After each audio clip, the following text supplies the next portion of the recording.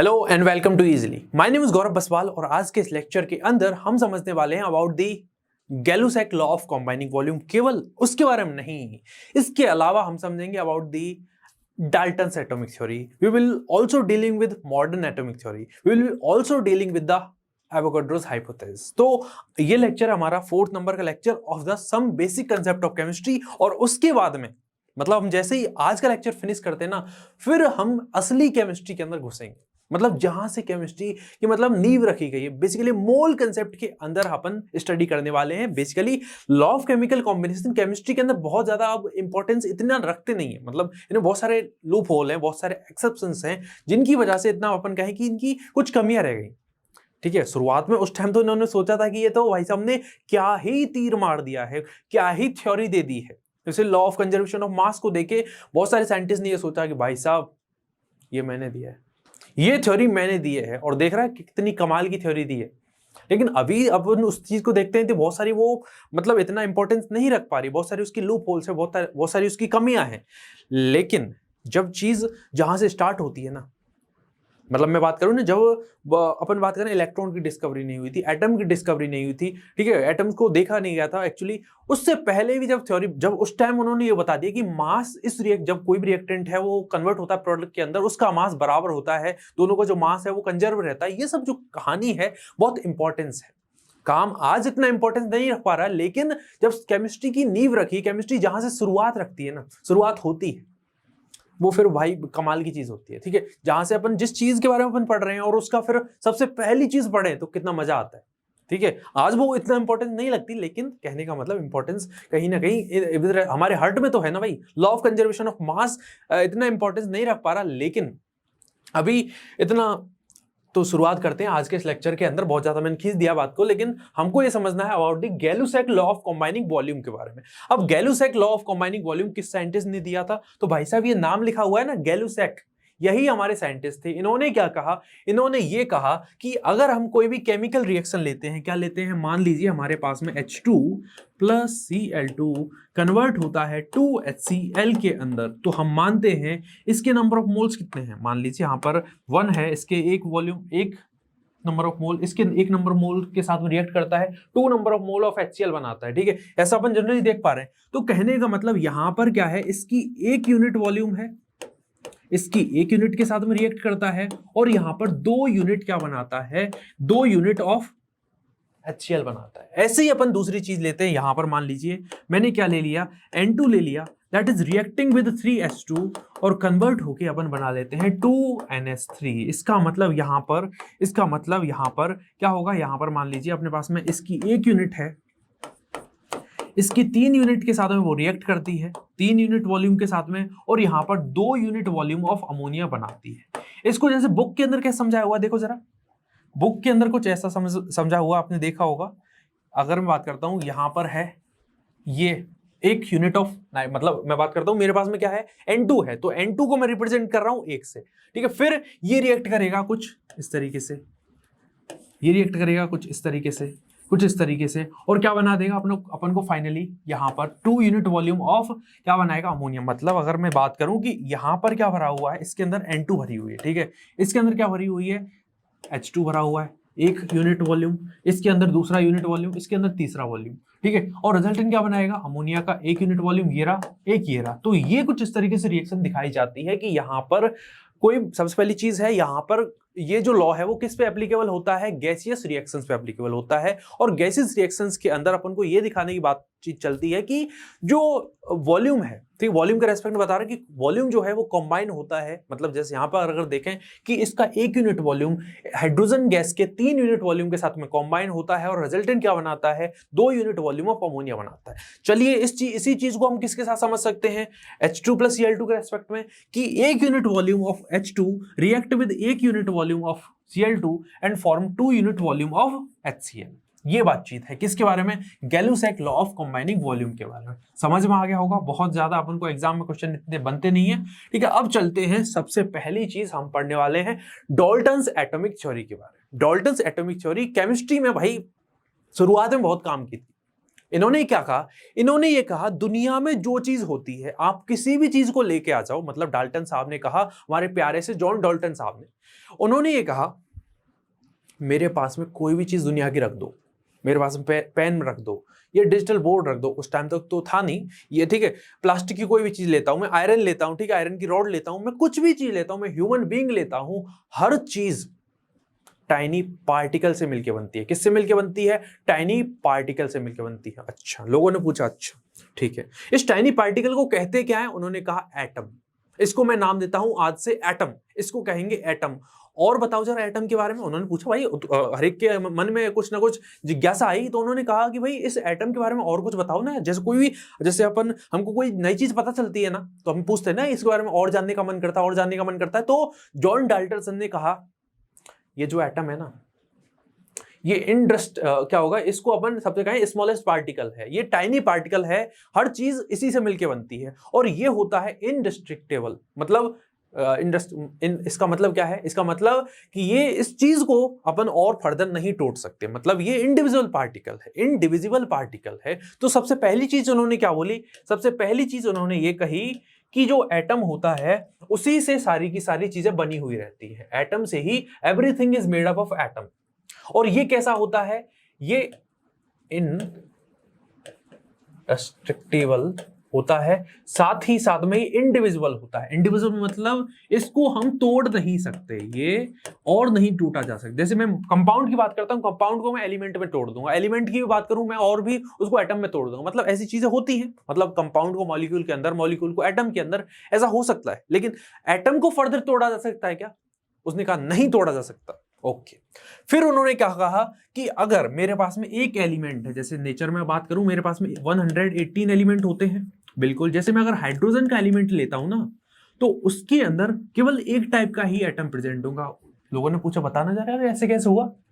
तो उन्होंने कहा कि अगर मैं हाइड्रोजन का एलिमेंट लेता हूं ना, तो उसके अंदर हाइड्रोजन के ही एटम होंगे। अगर मैं हीलियम एलिमेंट लेता हूं, उसके अंदर हीलियम के ही एटम होंगे। ऑक्सीजन के रेस्टोरेंट बताना जरा। अरे मैं ऑक्सीजन का एलिमेंट लेता हूं तो उसमें ऑक्सीजन के ही एटम होंगे। अच्छा, लोगों ने तालियां बजाई, बहुत बढ़िया यार, ये तो बहुत कमाल की चीज कह दी। इसका मतलब अगर मैं एक सेम एलिमेंट लेता हूं तो सेम एलिमेंट के अंदर सारे के सारे एटम्स कैसे होते हैं? आइडेंटिकल होते हैं। समझ में आई क्या बात? चलिए, ये भी समझ में आ गया लोगों को। फिर लोगों ने ये कहा कि अगर मैं दो डिफरेंट एलिमेंट लूं तो, उसने कहा अगर यार तुम, मतलब तुम्हारा जो क्वेश्चन है, तुम्हारा जो सवाल है, उसी में जवाब छुपा हुआ है, तुमने अलग एलिमेंट लिया है। वो बोलेंगे बिल्कुल सर, बिल्कुल भाई साहब, जॉन जी आपने, बिल्कुल हमने बिल्कुल अलग अलग एलिमेंट लिए हैं। तो अलग अलग एलिमेंट का जो एटम होगा वो भी तो अलग अलग होगा। उन्होंने क्या लोग, बहुत बहुत बढ़िया बात बताई है। तो इसका मतलब वो क्या हो गया? डिफरेंट हो गया। चलिए, ऐसे ही उन्होंने एक चीज और कही कि इधर आओ जरा, मैं तुमको एक नई चीज और बताता हूं।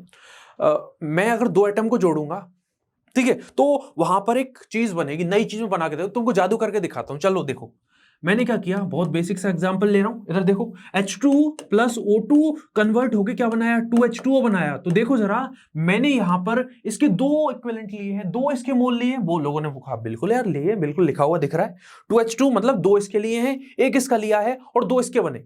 मतलब कहीं ना कहीं यहां पर मैं जब वाटर का फॉर्मेशन करूंगा ना, तो ऐसा नहीं होगा कि वाटर का फॉर्मेशन के अंदर हमेशा ही जो ऑक्सीजन के नंबर ऑफ मोल्स हैं वो कहीं ना कहीं आधे होंगे हाइड्रोजन के नंबर ऑफ मोल्स से। या फिर मैं ऐसा कह दूं, हाइड्रोजन के नंबर ऑफ मोल्स हैं, they are double of the number of moles of oxygen. लोगों ने कहा यही बात बिल्कुल सही है यार। चलो दूसरा एग्जांपल लेके बताओ। चलो, उसने कहा कि कार्बन देखा है, हाँ देखा है, ऑक्सीजन के साथ में रिएक्शन करा दूं? बिल्कुल करा दो यार। चलो फिर CO2 बन गया। कार्बन डाइऑक्साइड, लोगों को थोड़ी खांसी वासी हुई यार, मतलब कार्बन डाइऑक्साइड गई है ना, तो पहले तो उसको जूत लगाई, ठीक है, ये क्या बना के रख दिया यार तुमने। वो कहता कि यार मैंने तुमको मैंने क्या बताया, मैं तुम्हें अपना कंसेप्ट समझा रहा हूं भाई, ठीक है। कंसेप्ट के लिए थोड़ा सा अपन को कुछ ना कुछ केमिस्ट्री के लिए देना पड़ेगा ना, तो एक खांसी हो गई तो क्या बड़ी बात है। तो उन्होंने कहा कि कार्बन यहाँ पे एक है, यहाँ पर देखो ऑक्सीजन के नंबर ऑफ मोल्स कितने हैं? 1 है, और इससे क्या बना है? यहाँ पर CO2 बनी है। लोगों ने कहा बिल्कुल बहुत बढ़िया यार, ये तो बन रहा है।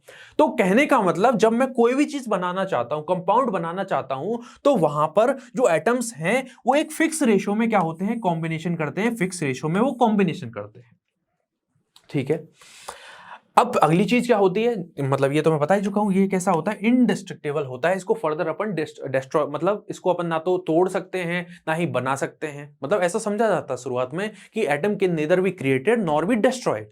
ऐसा कहा जाता था कि ना तो हम एटम को बना सकते हैं, ना ही उसको बिगाड़ सकते हैं, ना ही उसको छोटे और पार्टिकल में तोड़ सकते हैं, ना ही उसको बनाया जा सकता है, ऐसा कुछ समझा जाता था। अब ये जो बातें हैं, कौन कौन सी बातें, कि जो एटम होता है वो इंडिविजुअल पार्टिकल होता है, हर चीज एटम से मिलकर बनती है, एटम बेसिकली कॉम्बाइन होता है फिक्स रेशियो के अंदर, कंपाउंड बनते हैं, सेम एलिमेंट का जो एटम्स होते हैं वो सेम होते हैं, ठीक है, डिफरेंट एलिमेंट के जो एटम्स हैं वो डिफरेंट होते हैं। ये बातें उस टाइम तक सही थी, लेकिन जैसे जैसे केमिस्ट्री प्रोसीड करी, जैसे जैसे केमिस्ट्री के अंदर डिस्कवरी हुई, तो वहां पर उसकी जो कमियां हैं डाल्टन्स एटॉमिक थ्योरी की वो उजागर हुई।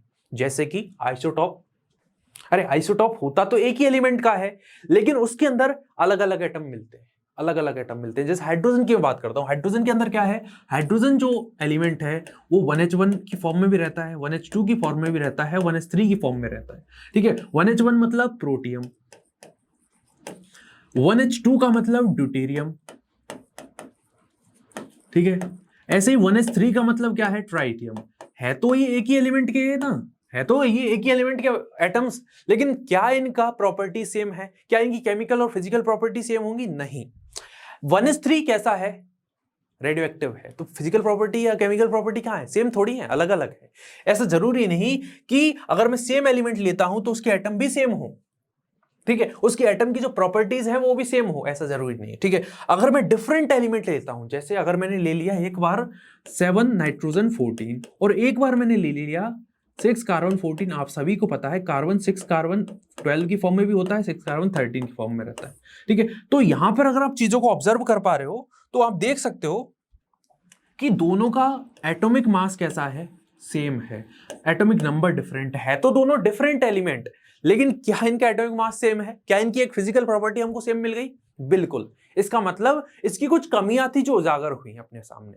ऐसे ही कुछ कमी एक अपन बात कर सकते हैं कि इसने कहा कि atom can neither be created, लेकिन आज मैं बात करूं एटम, एक एटम को मैं दूसरे एटम में कन्वर्ट करके दिखा दूंगा, न्यूक्लियर केमिस्ट्री, समझ रहे हो, इसका मतलब कुछ कमियां है, वो नहीं कमी के बारे में इनके उजागर करते हैं कमियां। तो इसको मैं कमी, सबसे पहली कमी होती है आइसोटॉप, मतलब आइसोटॉप को मैंने समझा ही दिया है। आइसोटॉप क्या होते हैं, कुछ ऐसे एटम्स होते हैं जैसे 1H1 हो गया, 1H2 हो गया, 1H3 हो गया, यहां पर इनका एटॉमिक नंबर तो सेम है, बट इनका एटॉमिक जो मास है वो डिफरेंट होता है। इनके लिए जो मास नंबर है that is different. Mass number A जो है वो यहाँ पर 1 है, यहाँ पर 2 है, यहाँ पर 3 है, ये क्या है मेरी mass number. Mass number different होती है। इस तरीके कंपाउंड क्या कहलाते हैं, इस तरीके के एलिमेंट या एटम्स क्या कहलाते हैं, इस तरीके के एटम्स को हम कहते हैं क्या, आइसोटॉप्स। और आइसोटॉप के केस में हमारी जो डाल्टन्स एटॉमिक थ्योरी है उसका जो कंसेप्ट है कि सेम एलिमेंट के एटम्स आइडेंटिकल होंगे, उनकी प्रॉपर्टीज कैसी होंगी, आइडेंटिकल होंगी, फिजिकल और केमिकल प्रॉपर्टी सेम होंगी, ये कमी यहां पर दिख गई है। ऐसे ही मैं यहां पर ले सकता हूं क्या, यहां पर 6 कार्बन 12, 6 कार्बन 13 एंड 6 कार्बन 14, ये इसके एग्जांपल्स हो गए। चलिए अगली चीज देखी जाए, आइसोबार। अब आइसोबार क्या है, जैसे मैंने 7 नाइट्रोजन 14 लिया और 6 कार्बन 14 लिया, तो ये बेसिकली आइसोबार्स होते हैं। आइसोबार मतलब जिनका ए की वैल्यू तो क्या होती है, ए की वैल्यू तो सेम होती है, मतलब उल्टा रहा, आइसोटॉप में जैसा होता है ना वो उसका उल्टा है, और जेड की वैल्यू होती है डिफरेंट। मतलब मेरे पास में क्या है, 6 कार्बन 14, 7 नाइट्रोजन 14। ऐसे भी और भी एग्जांपल ले सकते हो, जैसे पोटेशियम के रेस्पेक्ट में देखो 19 पोटेशियम 40, ठीक, कैल्शियम के रेस्पेक्ट में 40 एंड यहाँ पर 20। तो इधर अगर आप चीजों को देख पा रहे हो तो अपने पास में क्या है, एटॉमिक नंबर तो सेम नहीं है, डिफरेंट है, मास नंबर सेम है। तो इस केस में मतलब अपने पास में डिफरेंट एलिमेंट, लेकिन डिफरेंट एलिमेंट की प्रॉपर्टी सेम मिल रही है, मतलब ये कमी हो गई किस चीज की, डाल्टन्स एटॉमिक थ्योरी। चलिए अगली चीज देखी जाए। यहां पर जो मैं बात करूं किस चीज की, हमारे पास में जो डाल्टन्स एटॉमिक थ्योरी है वो ये बताती है कि एटम्स फिक्स रेशियो में के अंदर क्या होते हैं, कंबाइन करते हैं और प्रोडक्ट बनाते हैं, कंपाउंड बनाते हैं। लेकिन भाई साहब एटम को नीड क्या पड़ी, कॉम्बिनेशन करने की। बॉन्ड बनाते क्यों है वो, मतलब बॉन्ड उस तरीके से नहीं, बेसिकली वो कॉम्बिनेशन करते क्यों है, मतलब एटम को नीड क्या पड़ी कॉम्बिनेशन करने की, इसके बारे में जानकारी हमारी डाल्टन्स एटॉमिक थ्योरी नहीं दे पाती है। चलिए अगली चीज देखते हैं। अगली चीज क्या है कि अगर ये कॉम्बिनेशन कर भी गए तो इनके अंदर बॉन्डिंग कैसी होगी, इनके अंदर जो फोर्स ऑफ अट्रैक्शन है उसके बारे में नहीं बताया पाया, मतलब उनके अंदर आयनिक बॉन्डिंग होगी या उनके अंदर कोवलेंट बॉन्डिंग होगी या फिर उसके अंदर मतलब बॉन्डिंग कैसी होगी ऐसे ही बता दो यार। आयनिक मतलब कहीं ना कहीं इलेक्ट्रोस्टैटिक इंटरेक्शन है, तो ऐसा कोई चीज उन्होंने बताई नहीं थी। तो यहां पर आती है एक नई थ्योरी, नए बंदे की एंट्री होती है, जिसको हम कहते हैं बेसिकली जो डाल्टन्स एटॉमिक थ्योरी थी उसमें जो कमियां थी उसी चीज को यहां पर क्लैरिफाई किया गया। इसी वजह से जो मॉडर्न एटॉमिक थ्योरी है that is also known as the modified Dalton's atomic theory. इसको हम मॉडिफाइड डाल्टन्स एटॉमिक थ्योरी भी कहते हैं। मॉडिफाइड डाल्टन्स एटॉमिक थ्योरी भी इसको कहा जाता है। क्लियर है क्या? मॉडिफाइड डाल्टन्स एटॉमिक थ्योरी भी इस चीज को कहा जाता है। तो सबसे पहली चीज है, इस डाल्टन्स एटॉमिक थ्योरी ने कहा, क्या कहा कि एटम जो है वो इंडिस्ट्रक्टिबल है, मतलब उसको हम फर्दर नहीं तोड़ सकते, ठीक है, वो स्मॉलेस्ट पार्टिकल है। लेकिन इन्होंने क्या कहा, ऐसा बात नहीं है, एटम को भी हम छोटे छोटे पार्टिकल के रूप में देख सकते हैं। इससे भी छोटा पार्टिकल होता है नेचर के अंदर, जैसे कि हमारा इलेक्ट्रॉन हो सकता है, हमारा प्रोटॉन हो सकता है, हमारा न्यूट्रॉन हो सकता है। अरे एटम के कहीं ना कहीं क्या होते हैं, फंडामेंटल पार्टिकल्स होते हैं। आज तो एटम्स के और भी अपने बहुत सारे सब एटॉमिक पार्टिकल देखने को मिलते हैं, लेकिन 3 फंडामेंटल पार्टिकल्स होते हैं, प्रोटॉन, न्यूट्रॉन एंड इलेक्ट्रॉन, ठीक है। प्रोटॉन कहाँ पे होता है, न्यूट्रॉन कहाँ पे होता है, न्यूक्लियस के अंदर होते हैं। इलेक्ट्रॉन कहाँ पे होते हैं, इलेक्ट्रॉन सेल्स के अंदर प्रेजेंट होते हैं। ऐसी कहानी इन्होंने नहीं बताई है, बट उन्होंने ये बोल दिया कि एटम जो है वो इनडिविजिबल नहीं है भाई, इससे भी छोटे पार्टिकल होते हैं। अगली चीज, एटम्स ऑफ सेम एलिमेंट मे और मे नॉट बी सिमिलर। मतलब इन्होंने थोड़ा सा तरीके से बात कही है, वो थोड़ा सा ऊपर ऊपर से बात कह के चले गए कि अगर same element same atoms, different element different atom. इन्होंने ऐसा नहीं कहा, इन्होंने कहा सेम एलिमेंट है तो वहां पर भी उनकी जो प्रॉपर्टीज है वो डिफरेंट हो सकती है। क्लियर है? डिफरेंट एलिमेंट है, प्रॉपर्टी फिर भी डिफरेंट हो सकती है, सेम हो सकती है, ठीक है, ऐसा कहा। मे और मे नॉट बी वाले कंडीशन है। अब इन्होंने क्या कहा कि एटम जो है smallest unit which take part in the chemical reaction. मान लिया एटम को भी छोटी छोटी चीजों में अपन तोड़ सकते हैं, मतलब एटम से भी छोटी चीज दुनिया में होती है। लेकिन अगर मैं बात करूं केमिकल रिएक्शन में पार्टिसिपेट करने की, तो जो एटम है वही सबसे छोटी यूनिट है जो केमिकल रिएक्शन के अंदर पार्टिसिपेट करता है, ठीक है, स्मॉलेस्ट यूनिट है, ठीक है, समझ में आ गया।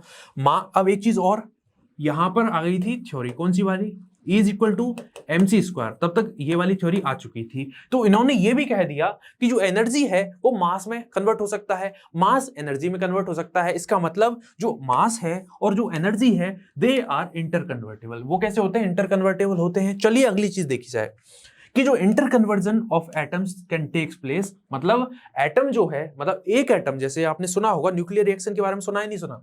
जैसे अपने पास में यूरेनियम, इसका एटॉमिक नंबर है 92, 235। इसको मैं कन्वर्ट कर सकता हूं थोरियम के अंदर 231, ये है 90 प्लस 2He4। कहने का मतलब जो एटम है ये भी एक एटम है और ये भी एक एटम है। यहां पर एक एटम को मैं दूसरे एटम में कन्वर्ट कर पा रहा हूं, तो कहने का मतलब एटम जो है वो दूसरे एटम में कन्वर्ट हो सकता है, ठीक है, ये चीज समझ में आ गई। अब चलिए आगे बढ़ते हैं। अब चलिए आगे बढ़ते हैं, किसके बारे में समझे, एवोगाड्रोस हाइपोथेसिस के बारे में अपन को समझना है। और यहां पर हमारे जो लॉ ऑफ केमिकल कॉम्बिनेशन है वो कंप्लीट हो जाएंगे। सबसे पहली चीज है एवोगाड्रोस हाइपोथेसिस क्या कहती है, इसकी हाइपोथेसिस क्या है। इन्होंने ये कहा अगर मैं 2 गैस लेता हूं, क्या लेता हूं, मैंने मान लीजिए यहां पर एक कंटेनर है, मेरे पास में दूसरा कंटेनर है, इसके अंदर मान लीजिए A गैस भरी हुई है, ठीक है, यहां पर भी गैस भरी हुई है विच इज B। अब ऐसा करता हूं मैं, यहां पर इन दोनों का जो टेम्परेचर है एंड प्रेशर है, टेम्परेचर और प्रेशर को क्या कर देता हूं, आइडेंटिकल कर देता हूं। टेम्परेचर और प्रेशर को यहां पर कांस्टेंट कर देता हूं, ठीक, कांस्टेंट कर देता हूं। तो क्या होगा इस केस में, इनका वॉल्यूम जो है डायरेक्टली मान लीजिए इसका मैंने वॉल्यूम भी सिमिलर रख दिया, यहाँ पे इसका टेम्परेचर और प्रेशर भी सिमिलर रख दिया। इसका मतलब इस केस में इनके जो नंबर ऑफ मोल्स होंगे, मतलब इस केस में number of moles will be directly proportional to volume. इन्होंने क्या कहा, अगर हम 2 गैसेस लेते हैं यानी equal volume of gases possess the equal number of moles in case of constant temperature and pressure। दोबारा चीजें बताता हूं कि मैंने क्या कहा, equal number of moles of gases possesses equal volume in constant या at constant temperature and pressure। ये चीज कही थी एवोगाड्रोस हाइपोथेसिस ने। अब एवोगाड्रोस हाइपोथेसिस से सिमिलरिटीज भी होती है, किसकी, सिमिलरिटी ऑफ गैलुसैक लॉ। उसने क्या बोला कि इसका यूनिट वॉल्यूम इसके 3 वॉल्यूम से या 3 यूनिट वॉल्यूम से कंबाइन करता है और इसका 2 यूनिट वॉल्यूम ऑफ अमोनिया बनता है। 1 unit volume of nitrogen combine करता है किसके साथ में, 3 यूनिट वॉल्यूम ऑफ हाइड्रोजन के साथ में, और 2 यूनिट वॉल्यूम ऑफ किसका बनता है, अमोनिया का बनता है। लेकिन इसी चीज को यहां पर जो यूनिट वॉल्यूम बोला है उसको नंबर ऑफ मोल से रिलेट कर दूं ना मैं, अरे N2 + 3H2 कन्वर्ट होके 2NH3 बना रहा है। यहां पर 1 यूनिट वॉल्यूम, 3 यूनिट वॉल्यूम और 2 यूनिट वॉल्यूम बन गया। अगर मैं इसको ऐसा कह दूं कि इसका 1 मोल था, इसके 3 मोल के साथ में रिएक्ट किया और 2 मोल बना, इसका मतलब ये तो है, इसका मतलब यही तो है कि यहां पर ये जो यूनिट वॉल्यूम है, इस यूनिट बेसिकली रिप्लेस कर दी मोल से। इसका मतलब यहां पर ये दोनों चीज कहीं ना कहीं एक दूसरे से क्या कर रही हैं, रिलेट कर रही हैं। क्या कर रही है, रिलेट कर रही हैं। 2 यूनिट वॉल्यूम, यही चीज हो जाती है अवोगाड्रोस और गैलुसैक जो हाइपोथेसिस है, गैलुसैक लॉ ऑफ कंबाइनिंग वॉल्यूम, दोनों को रिलेट कर देते हैं। ठीक है, ये बेसिकली फंडा है किस चीज का, अवोगाड्रोस हाइपोथेसिस का। अब इसी चीज पे अपन कहते हैं कि यहां पर अपन को कुछ चीजें देखने को मिलती है, कुछ एप्लीकेशन है किस चीज के, एप्लीकेशन ऑफ द अवोगाड्रोस लॉ। सबसे पहली चीज है, आप इस चीज के बेसिस पर एटोमिसिटी कैलकुलेट कर सकते हो। एटोमिसिटी की अगर मैं बात करता हूं, O2 की एटोमिसिटी कितनी होती है, तो आप कहोगे 1 हो। O2 की एटोमिसिटी कितनी है, 2 है। H2 की कितनी है, मतलब H2 जो गैस है उसकी कितनी है, 2 है। ठीक है, हीलियम गैस की कितनी है, तो आप कहोगे 1 है। ठीक है, ऐसे बात करता हूं नाइट्रोजन गैस की एटोमिसिटी कितनी है। एटोमिसिटी मतलब अगर मैं उस गैस की बात करता हूं, जैसे O2 गैस की बात करता हूं, इसके अंदर कितने एटम प्रेजेंट होते हैं, 2 एटम है। हाइड्रोजन गैस में 2 एटम प्रेजेंट है, हीलियम के अंदर 1, नाइट्रोजन के अंदर 2। अब इसी के बेसिस पे अपन कुछ रिलेट भी कर पाते हैं कि वेपर जो डेंसिटी है और अपने पास में जो मोलर मास है किसी भी गैस का, दोनों के बीच में अपन रिलेशन देख पाते हैं कि वेपर डेंसिटी बराबर मोलर मास अपॉन 2। ठीक है, इस तरीके अपन चीजें देख पाते हैं, यहां पर कैलकुलेट कर लेंगे। और अपने पास में तीसरा जो एप्लीकेशन है, ये जो चीज है बहुत इंपॉर्टेंट है। वैसे तो इसको निकालने का कुछ अलग तरीका होता है, वेपर डेंसिटी बराबर कुछ अलग होती है, लेकिन मैं ऐसा कह रहा हूं वेपर डेंसिटी बेसिकली अपन रिलेट करते हैं हाइड्रोजन के रेस्पेक्ट में। ठीक है, हाइड्रोजन के रेस्पेक्ट में रिलेट करेंगे, फिर हाइड्रोजन की जो डेंसिटी जो अपन कहें, ठीक है, उससे उसको सॉल्व करके अपने पास में कहीं ना कहीं ये चीज नीचे वाली टर्म 2 आ जाती है, ऊपर वाली जो भी गैस है उसका मोलर मास। ठीक है, उसको अपन ने फॉर्मूले में रखा, अपने पास में ये चीज रिलेशन बन के आ जाती है। Determination of relationship between mass and volume of a gas, ये भी अपन रिलेट कर पाते हैं। मतलब अपने पास में क्या है, वॉल्यूम है और मास है। मास देखो, बी को रिलेट किया है ना नंबर ऑफ मोल्स से, और नंबर ऑफ मोल्स किस चीज के बराबर होता है आप सभी को पता है, वेट अपॉन मोलर मास के। ठीक है, इसका मतलब मैं कहीं ना कहीं मास को या मोलर मास को और वेट को कहीं ना कहीं नंबर ऑफ मोल से रिलेट कर पा रहा हूं, और नंबर ऑफ मोल से रिलेट कर पा रहा हूं, इसका मतलब इससे भी रिलेट कर पाऊंगा। तो इस लेक्चर में अपन सारी चीजों को यहीं पे फिनिश करते हैं। आगे जो आने वाला जो लेक्चर होगा वो बेसिकली हम पढ़ेंगे किस बारे में, कि मोल क्या होता है, व्हाट इज मोल। मोल के अंदर जो 1 मोल होता है उसकी वैल्यू कुछ होती है। ठीक है, और वो कितना बड़ा नंबर है उसके बारे में भी आज के इस लेक्चर में, मतलब जो आज के लेक्चर के अलावा जो अपना आने वाला लेक्चर है उसमें समझेंगे सारी चीजों को, एक नया एस्पेक्ट ऑफ केमिस्ट्री समझने वाले हैं। ठीक है, तो जुड़ना ना भूलिए, अगला लेक्चर के लिए इंतजार करिए। अगले लेक्चर में और मजेदार चीजें अपन को देखने को मिलेंगी। तो इस लेक्चर में बस इतनी चीजों को रखते हैं। जैसा कि मैं हर लेक्चर के लास्ट में कहता हूं, always remember to learn with a smile. Thank you very much.